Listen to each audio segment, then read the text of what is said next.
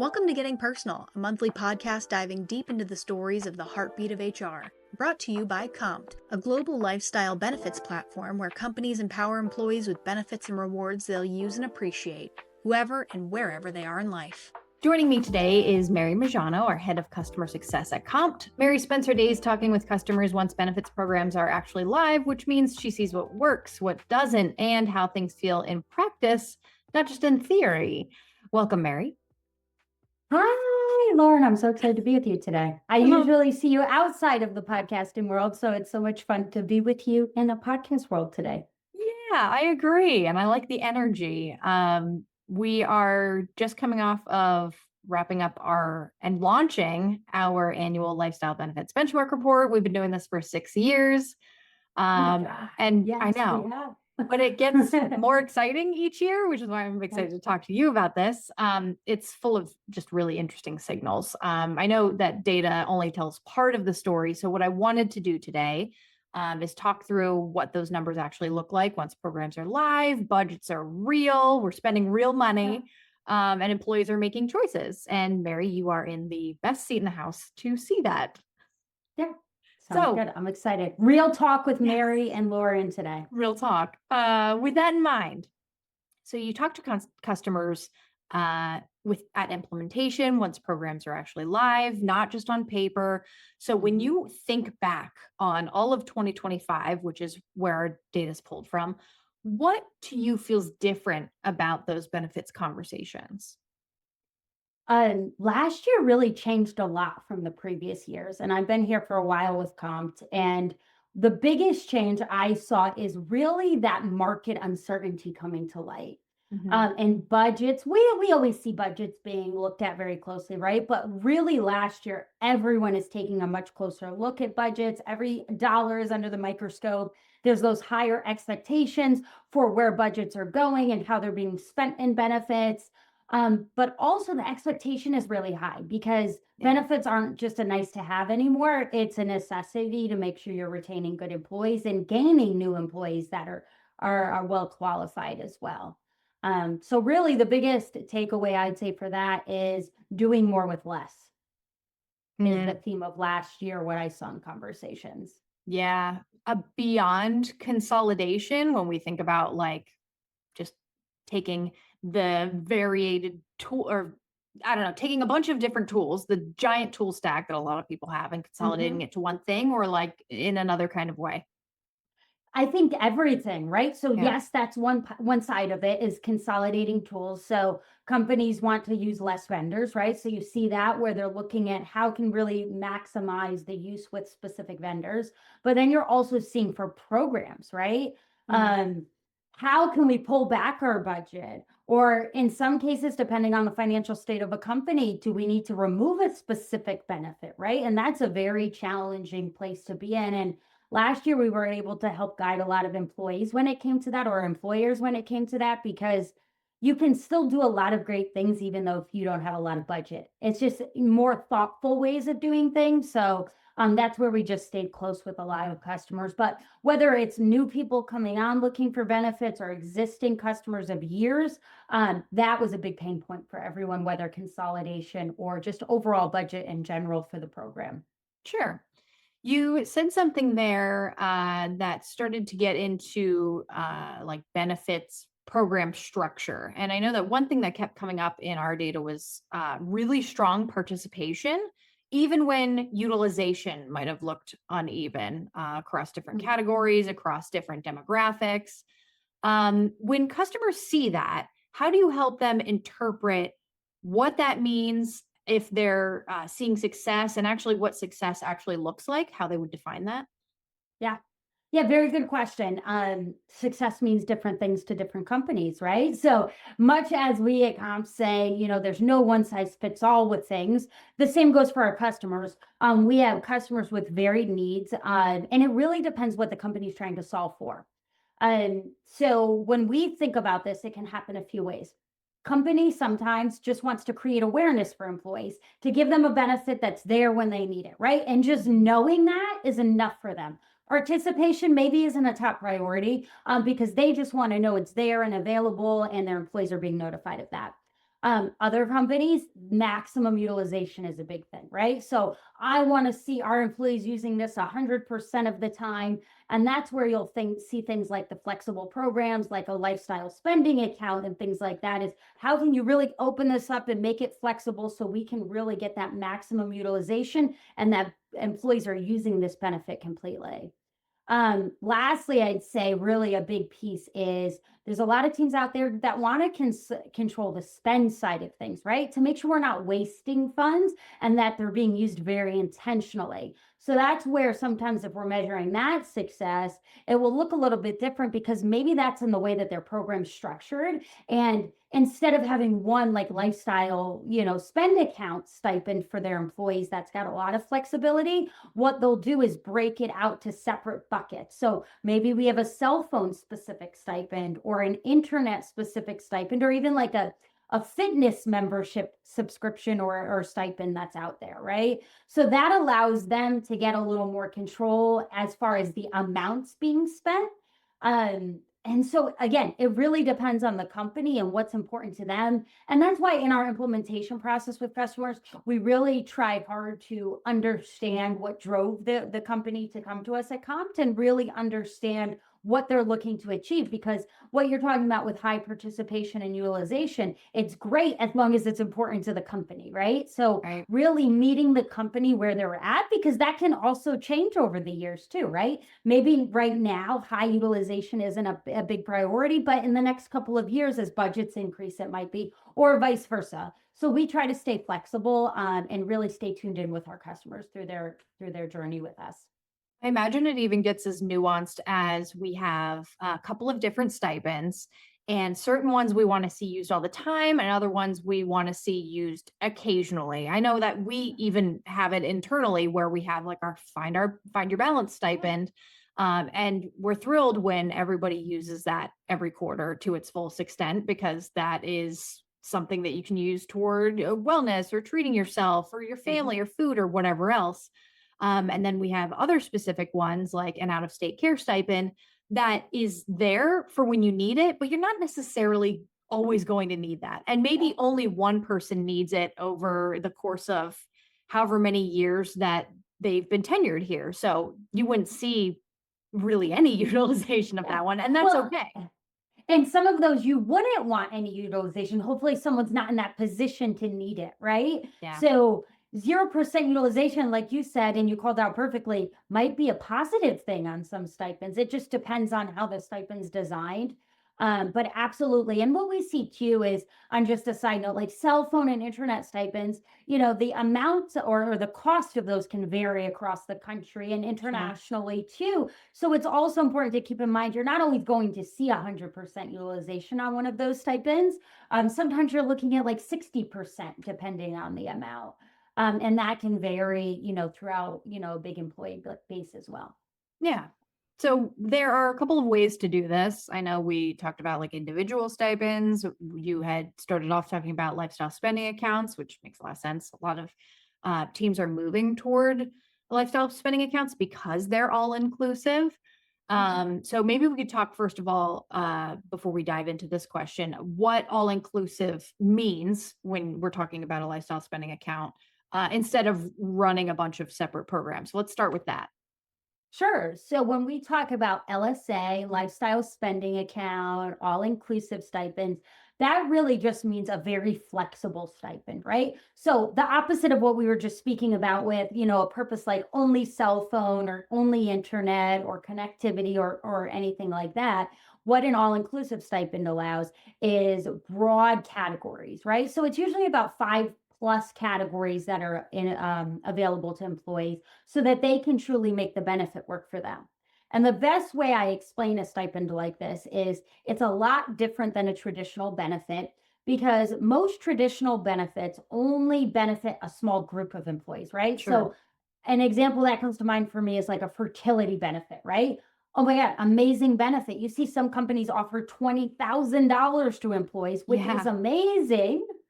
However, it only helps a very small percentage of their population, right? So you're not able to support every employee. So this gives you that ability to meet employees where they are in their life and give them that flexibility that they need, depending on what's a specific need to them. It just brings it to be a more relevant benefit to them. Yeah, adds equitability to your benefits package too. Yeah, for Um, sure. so that in mind, from your side of the house, what problem do you see customers usually trying to solve when they shift from maybe whatever they're doing manually in reimbursements, an individual stipend program, maybe they're offering a marketplace or prepaid cards or something like that, and now they're moving toward an all-inclusive LSA? I think it's a few different reasons they do that. One, tax compliance. Mhm. Tax compliance can be very difficult to manage and can be kind of a nightmare, to be honest. So when you can move that into a stipend that can be handled in one place for multiple different reasons, whether it's taxable, non-taxable, and not needing to manage those IRS guidelines and things like that yourself. That's a big reason they come to that. And then also from the budget standpoint, where we were talking about earlier that employers are looking at like budgets more closely. The thing that an LSA can do for them is allow them to bring those budgets together and put it all under one place so Yeah. that they have a more accurate picture of spending and expectation of what they can expect to be seen used there. Because actually an LSA can be, even though it sounds very flexible, it can also be a cost savings to companies, because even if you're getting 90% utilization, there's still that 10% that might not be used, right? So think about the cost savings brought in there versus just giving employees additional money and things like that. I guess that's where the argument versus of putting money in a paycheck or in pre-funding versus reimbursing comes into play Mhm. also. Mhm.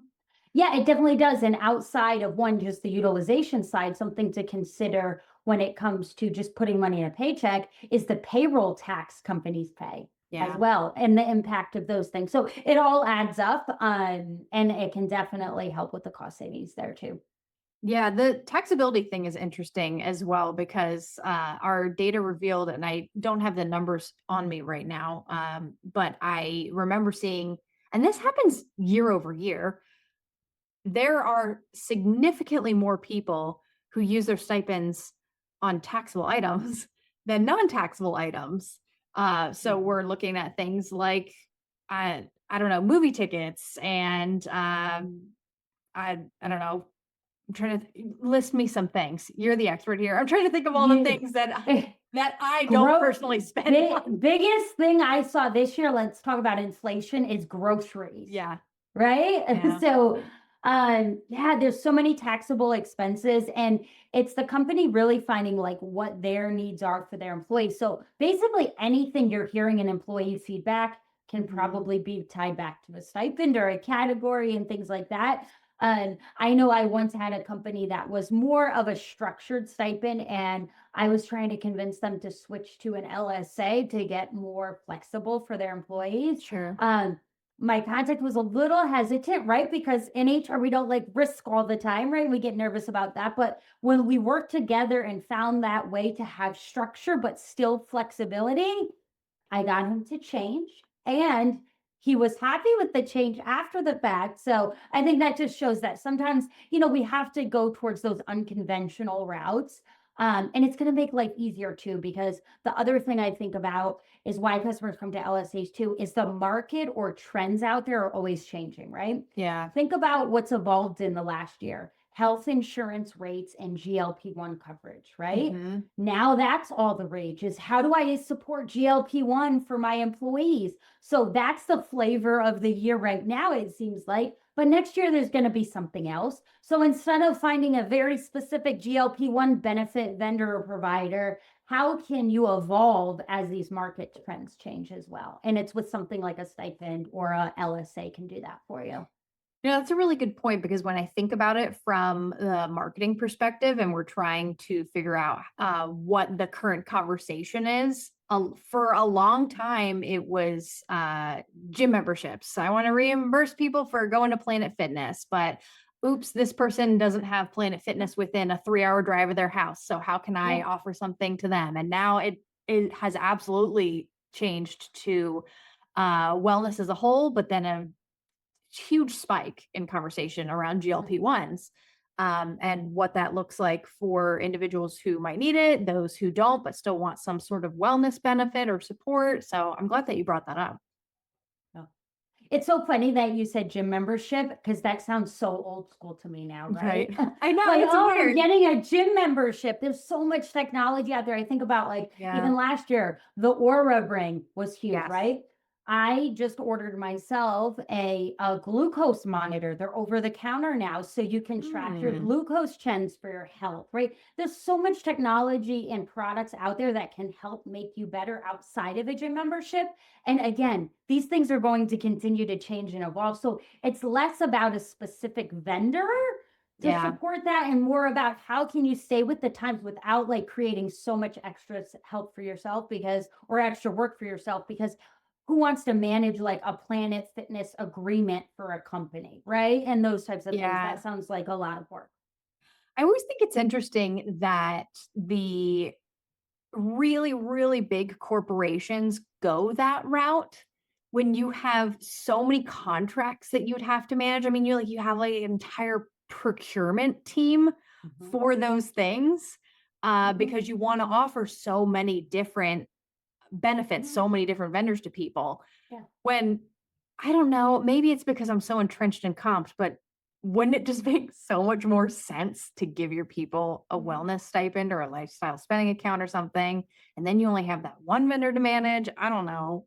Yeah, no, it does make a lot of sense, right? And something I think of, I don't know about you, but I'm a big saver. If I can catch a deal somewhere, I'm always trying to catch a Yeah. deal. So what I think about is sometimes companies do these contracts, right, to get a percentage off at a company. Like, oh, maybe if I sign on Yeah. to this for my employees, I'm getting 10% off membership or something. But there's so many great resources out there. Like here it comes, we've got a discounts page. It's Yep. got like over 20 categories of discounts. I could go right now and get a discount to a nationwide gym membership, right? Yeah. Without Compt needing to go in and manage as a company that relationship and that sort of thing. So it's nice when you've got that functionality and that budget or discount built in for employees automatically and don't need to manage another relationship. Yes. I'm glad you brought that up because there are over 3,000 brands and I spend an embarrassing amount of time scrolling through to see where I can save money before I like buy anything. And it's like only it's like I need the $5. I need the $5. Like that $5 savings is gonna break you. No, I'm getting that $5 off. Yes, because you get the $5 off. You use so for example, I will pay for stuff with my Discover credit card, so I get cash back on that. Cashback And club, I love I it. know. And then I will reimburse through Comp, so my stipend pays for it. And then Yep. I'm making money on money. Like that's what I want to Mhm. do. Yeah, totally. And it's funny because today on my lunch break, I was we were in the need of a new oven, right? We're Mhm. Costco members. Shout out to Costco, one of my favorite places in the world. But um I found like through the discount marketplace, it's even like I'm getting the oven cheaper than anywhere else, which I was very surprised to see. Cheaper than Interesting. major retailers, cheaper than like anyone. And I was just very surprised that it was such a lucrative discount. So Well, it's interesting that you brought that up because I know that there is an overlap, like in our top 10 lists of vendors used when we talk about our discount program with PerkSpot and the top 10 vendors used, for stipends and reimbursement, like LSAs through Compt specifically. And there are wholesale clubs on there, like Sam's Club is on there, Walmart's on Mhm. there. So it seems like a lot of people are taking advantage in the way that we're doing too. Mhm. A little bit for entertainment, like when you want to go to the movies. And I mean, I specifically, anytime before I go to the movies, I want to see if there's a coupon code. Yeah. And And then why are movies so groceries. expensive these days, Yeah. right? To go, it's expensive. But yeah, you're right. There's so many discounts there you don't even realize. It's awesome. Yes. And we use it for the grocery side of things too, which also we saw that, I mean, everybody else is doing. What is it? 1 in 10 benefit dollars now go to groceries. That is probably the headline statistic of our report this year. Yeah, and it's really interesting to me. Like it's heartwarming in a way to me when I would see specific user feedback throughout the year, and you don't realize how much inflation is impacting Yeah. whether salary, hourly, no matter what type of employee you are.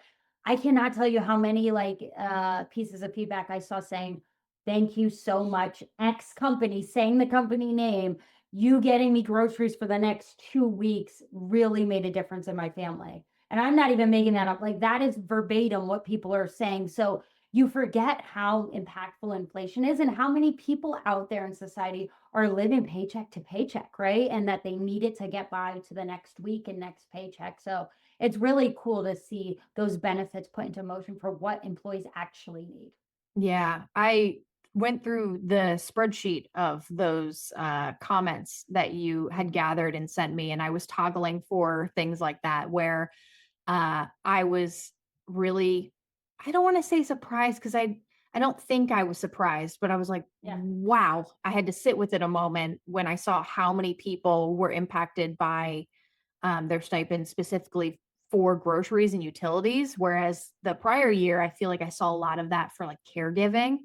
Mhm. So I think there's this theme, whether it is, wellness or family or food, where LSAs or stipends or whatever program you have is supporting life beyond work. Like, sure, we use it for professional development and your internet if you work from home and stuff like that. But Yeah. there's a lot of the how this can impact not just your employee, but um, their family, their loved ones, whatever that Mhm. looks like to them. Mhm. Yeah, I mean, a couple things, a couple standout comments that I've seen, and this isn't just a one-off comment either. I see these pretty regularly, like multiple people saying, I was able to help my father who's getting cancer treatments get an Yeah. Uber from somewhere to another location. So really in the last year too, what I saw is one, the grocery piece we talked about and how groceries are just a must have and some people need it to get by. But what's really cool is outside of the grocery side of things is it also enables employees to do something for themselves that they otherwise wouldn't have done. I can't tell you how many times Yeah. I've heard that. So yes, we say, oh, throw extra money in a paycheck, but those funds aren't used in what they're intended for. Yeah. Whereas a stipend is ultimately being used for something extra in a lot of cases. So I'm going to take care of myself, or I'm doing this self-care thing, or doing something that's going to contribute to my life that I wouldn't have otherwise done, which one's going to help me out personally. But think about how that makes a person show up when they're in work, right? And their productivity when they feel that connection to their company too. It makes a Yeah. big difference. Totally. 'Cause that's kind of how I have it framed in my mind too, where anything that's on my paycheck, like it goes to the mortgage and it like pays Mhm. for my daughter's dance class and like whatever else. Mhm. But I like to use our quarterly stipend as mom's fun fund. So I like to spend it on things for me, or honestly, sometimes like Yes. Christmas presents or whatever else that like Yeah. it feels like monopoly money in the best Yeah. kind of way. No, really, and it's but it's needed, right? Because Yeah. otherwise too, let's have mom real talk right now. On real You talk. feel bad I spending money do. on yourself, Yes. right? Like, so All the that find time. your balance stipend is for finding our balance, not worrying about everybody else, but Mhm, finding mhm. what we need to do for ourselves. So it's so important. Yeah. And I know for us, that in particular is quarterly, and funding cadence is a huge deal. I know it might sound like a small detail, probably when you have conversations with customers like, hey, how do you want to set this up? Do you want to offer us this? Is this a spot bonus, like a one time thing? Do you want to do this quarterly? Is it an annual stipend for professional development or some kind of software needs? Mhm. Um, but it can definitely change how a program feels. And I know Mhm. that quarterly is a really successful option. So when customers are deciding between monthly, quarterly, annual funding, whatever it may be, what do you see usually work best and why? Quarterly, Yeah. hands down, not even a question, right? So when we start talking to a lot of customers, some will come in saying, "Oh, let me do a monthly stipend," right? That makes sense. Like when you think about it, oh yeah, let's give it to someone monthly. The problem with a stipend of that frequency is that it's too much for people, right? Like it's Mm, another thing to remember every month. So quarterly ends up being that sweet spot because one, it keeps employees engaged with the benefit. They're not forgetting about it, right? That's an important piece of the puzzle here. but also doesn't feel like a lot of work, right? What's 4 times a year versus 12 times a year, right? You can feel that difference there. So it's not an annoyance. It's manageable, right? And it allows them to keep that benefit at the top of their mind so that they remember that their company's supporting them in that way. Yeah. Um, so it really tends to help them there. That makes sense because I thought about it from a if I mean, this is just my nonsense behavior. When it's quarterly, I find myself tending to put it off, but I always use it. Whereas I think if it were monthly, I would feel the rush or pressure, like it's my to-do list item. I can't let this money go to waste. And then I would probably end up forgetting about it. So the Mhm. quarterly buys me time. No, it's so true. One, and it sounds like just in the way your tone is right now, you sound stressed just talking about it monthly, Right? right? Yeah. Oh my God, I gotta go remember to do this every month. So like we're not trying to induce stress on people, right? But there's the other side of it. Human nature, time and time again, proves that people do things at the last minute. Yeah. So let's look at the other scope. If you give this annually, everyone's submitting in their expenses in December then, right? You're going to have some type A personalities that do it sooner, but most are waiting till the end of the year. And then we also forget the benefit exists, right? Because you're Yeah. only doing that once a year. So that's where that quarterly funding goes. And what's cool with Compt is we've got a lot of flexibility in the way those funds are distributed, right? So it's not just, hey, here's a quarterly stipend. You at the start of every quarter, you get it. There is a lot of customization that can happen based on when the funds are distributed, and when they expire and things like that to allow for a great program for your team, but still allowing them to stay engaged in the benefit. Sure. So you say without a doubt quarterly. Is that for every type of stipend? I makes sense for wellness and things like that. But what about professional development? Because I know that those conversations have changed a lot recently. People are trying to figure out AI and a lot of that software. The subscriptions are monthly. How does that all interact with each other? Yeah, no, that's a really good point. I'd say it's more important for professional development, to be honest Hmm. with you, just as a leader myself as well. When you talk about professional development as a leader and supporting a team, you don't want your team running to the finish line at the end of the year to just get professional development done as a checklist item and get it off the list and get those funds spent. You Yeah. want it intentionally used throughout the year, right? But again, kind of like we talked about with the other types of stipends, you don't want it monthly, right? What if there's not a need for something monthly? You don't want them to worry about losing funds or stress about that. But quarterly, again, helps them stay engaged with it. And then also, I know a lot of leaders, myself included, have quarterly growth conversations with their team. So that Mm, can align with that as well and making sure that they have access to it. And then, as I mentioned, with our stipend funding, we've got the ability. So, yes, it's given quarterly. You can do that, but maybe doesn't expire until the end of the year. oh, nice. Because Yeah. depending on what type of professional development you're looking for, some of it can get expensive, right? So maybe in one quarter, you're going to surpass what that quarterly budget might be. So there can be some flexible things we could do to help with the budget. But I'd say that regular cadence is still important, even if it's quarterly, semi-annually, so that everyone's not waiting until, the very end of the year for that, if it's just issued once a year.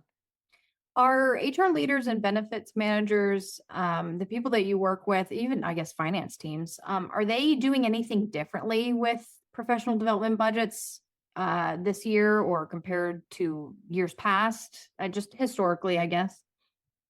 Yeah, I just say what we've seen change since we actually launched a professional development module in Compt that allows for some ability for multi-level approvals. Yeah. So we see a lot of companies like that because they want the managers to be involved in the decision and the ability to approve that because they're the best ones to know what directly relates to a role. But they still want HR's eyes on it, right? Or finance Mhm. team's eyes on it. So that allows for that piece. But I also see a trend too in just how much things are changing, how much AI is evolving. It is impossible for a leader, for an HR team to stay on top of what professional development items are relevant right? Yeah. For a specific role. Think about how many roles we have here at Compt, how many different positions. How can you stay on top of like what is good professional development opportunities? And then you have Sure. to think about the specific person and what their specific needs are. So that's where we see a lot of traction too in the recommendation side of things and seeing what real life people are saying about the programs or the professional development they're taking advantage of. Yeah, that makes a lot of sense. Um, wow, there's so much to cover in this report. I'm trying to pull it up separately because as you're saying things, I'm starting to remember other details, and I'm like, oh, maybe we should cover that. Yeah. Because I'm thinking about not just the funding cadence, but also like stipend amounts. And that's probably another question that people have at even really early in the process, whether they're familiar with offering stipends or not, trying to benchmark against what everyone else is doing, or figure out, okay, great. So I'm going to offer a professional development stipend quarterly. How much do I give these people? What is reasonable? And I think that Yeah. applies to any category. So just wondering what kind of advice that you give there.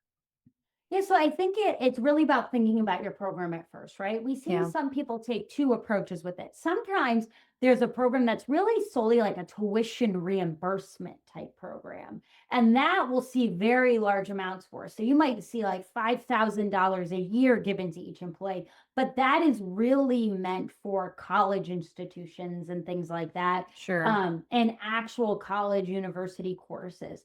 So that's where we see those funds used. And then there's also the professional development side that can be used for many different things. It's kind of like the LSA of professional development, right? Right. How can we get more flexible?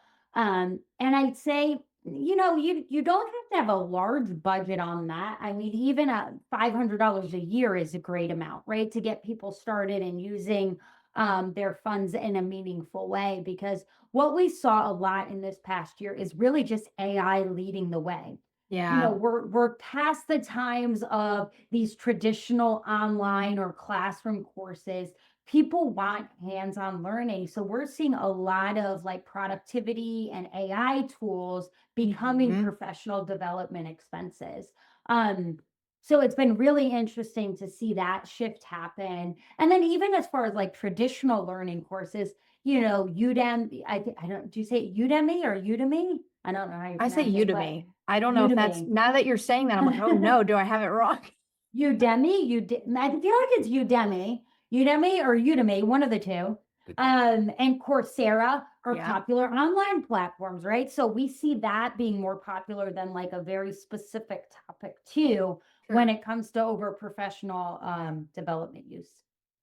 So as you were talking about that and mentioning like the AI subscriptions and things, I pulled up the report to see for stipend funding ranges for professional development in particular. The minimum was $50, which makes sense because it's like, what is it, $19.99 or something for Claude a month, for example? I don't know. Yes. Mhm. And then the median is $800 and the maximum is $10,000, which sounds like we're paying to send you to a conference, like a in-person learning or tuition reimbursement, and it's folded into professional development, whatever that looks like.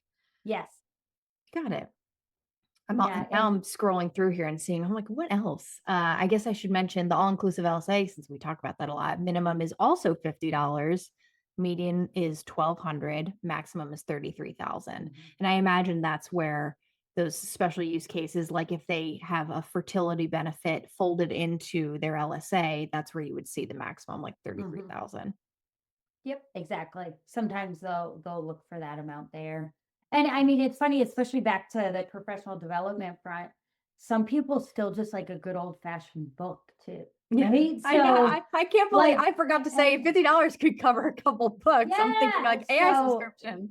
yes, no, I know our minds always go to AI right now, which they should because that's where the world's headed, right? But Yeah, just being able to go to any place you want and buy a book, right? You think about that, but that's truly as simple as it is to go to Amazon's one of the top vendors, right? How can I it's just go true. buy a book on Amazon about coding or whatever my role relates to, and get reimbursed for that? So the ability to not need a specific vendor makes a big difference there. And when we talk about the AI subject, something to keep in mind is I read that AI is trending to surpass human intelligence. When do you think that's happening by?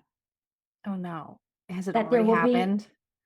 It hasn't already happened, I'm scared. but take a guess of when you think that it will surpass human intelligence. I feel like every time I see things like this, it's by 2030, but also maybe it's the end of this year. I don't It's know. 2030 is right. Okay, okay. So 4 years from now, Yeah. no human is smarter than AI anymore. Isn't that like pretty crazy? So like when we think about professional development, this is the time you've got to be skilling up your employees with AI Yeah. and preparing them for this new world. It's not about being the smart one in the room anymore. I mean, that will serve people well still, right? But you need to be able to connect the dots to AI and things like that. And that's what these tools are going to do. And not even just the tools, the online courses, the certifications that are out there, all that kind of stuff is going to be really important. Yeah. As we were talking about that, I started to think about, well, is the stipend size dependent on your company size? Because as I was saying large numbers out loud, like $10,000 for professional development, I was like, geez, is that affordable for a smaller company? And when I look at that, actually, our ranges here, which is in our report for a mid-sized company for professional development, is anywhere between $300 and $10,000, which is interesting. And then what blew my mind even more when I had mentioned the $33,000 for the all-inclusive LSA, that range is attributed to a small company. Mm-hmm. I don't know. I guess I anticipated a larger company, larger budget, and Yeah. I helped put this report together, and I am still surprised every time I look at it. Yeah, and it's important to keep in mind because small companies usually lead the pack in that and like stipend Mm, size.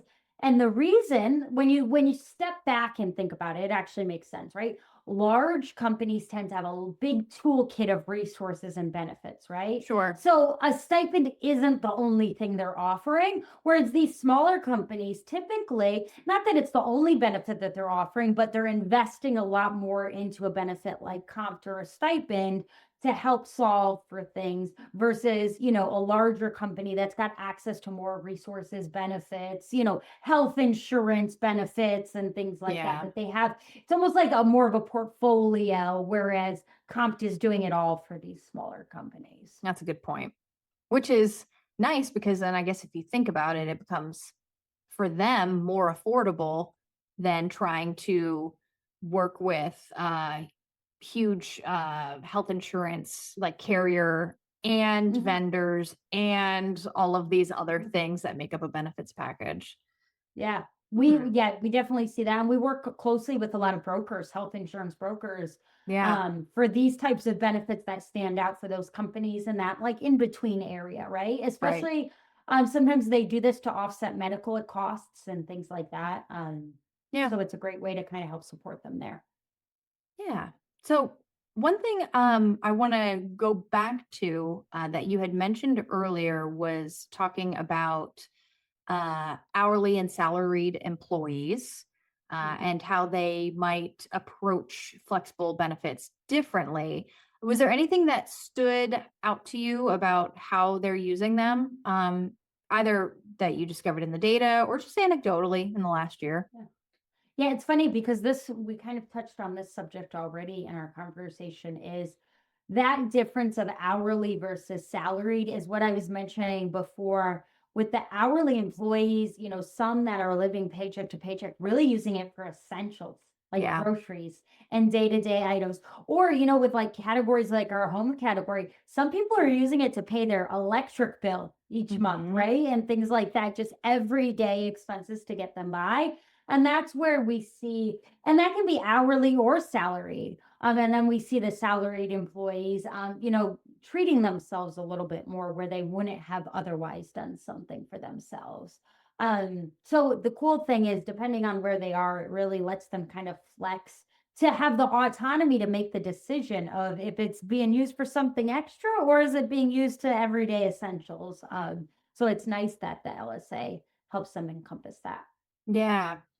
It's uh it's a huge impact on personal budgets. And speaking of budgets, my final question for you, although I could ask a lot of questions because this report is juicy and I don't want to give it all away because then that totally negates the purpose of like what we're doing here. Of looking at it, yeah. Like doing the whole thing. Is that a lot of teams, yes, they already have their 2026 budgets in motion, in place. Maybe they're set, maybe they aren't, and they do it in July or something, fiscal years and whatnot. But they're still making trade-offs somewhere. So based on what you've seen this year, even though we are early into it, what is one assumption that you'd encourage people to pause and rethink? Mhm. I'd say the budget is not the most important piece of this. If you get leadership's buy-on and offering a program like this, it's great. But that is just a piece of the puzzle. The most important piece is making it impactful to your employees, right? Yeah. So really spending the time to develop the program. And that's where, like at Compt, you have a customer success manager dedicated to you to help work through all of this and setting up a program, but really talking through how to tie it to your company goals and mission, right? What's important to the company? Let's tie it back to that. Also, where's all that that employee feedback that says the things they want, right? Because I can 99% guarantee you that anything they're giving you in those employee surveys can be embedded in your stipend, right? It's just how you market it and you present it and communicate it to the team. Yeah. And then when you do those two things, and it's not just about getting a stipend out there or getting this budget out there to employees, and you really develop a whole program with the right support, then you're going to see your employees trust you. They feel connected to the company. And that ultimately relates to loyalty, right? They're going to be more likely to stay with you because they feel connected. It's true. It's true. Thanks for your time, Mary. I appreciate Thanks for it. having me. It's always Yeah. great to chat with you. Likewise. And if anyone is out there listening, I feel like I'm signaling to the aliens. That's a weird thing to Yeah. say. You can get our 2026 annual lifestyle benefits benchmark report on our website, on social, pretty much anywhere. You can Google it and you'll find it. You could also look up Lauren on LinkedIn. You'll right, find it. look me up. But if you don't use Google anymore and you use ChatGPT for everything, or as we lovingly call it, Chatty, you'll probably find it there as well because it started citing it. And in addition to that, we have something that we created called a benchmark advisor, which is very I love it. cool. Do you want to talk about it since you love it? Oh my God, I love it. So the cool thing, gotta love AI, right? Yeah. So if you're just one of those people that wants to get the insights and like develop it based on your preferences and your questions and just learn more without having to like read through a bunch of information, this tool will let you ask those questions, but still refer back to the information in the report, right? Yeah. And you'll just find it to be a great resource. So check it out. Yeah, it's nice because it's interactive. If like sitting and reading a report isn't the way that you best digest material or understand, hello, ADHD, right? Or understand there's a light how bulb. to help There's you. a light bulb. Yes, you can type in questions in real time, which is also probably if you were trying to pour through the report, you'd hit a point where you're like, "Huh, I wonder what this would actually look like for me." Well, guess what? You could just type it in and ask. Yeah, It's amazing. cool. All right, that's my best pitch. friend. I loved it. I love it too. Thanks for joining us on Getting Personal, brought to you by lifestyle benefits experts at Compt. Remember, you can always find more stories and helpful insights on our LinkedIn and blog.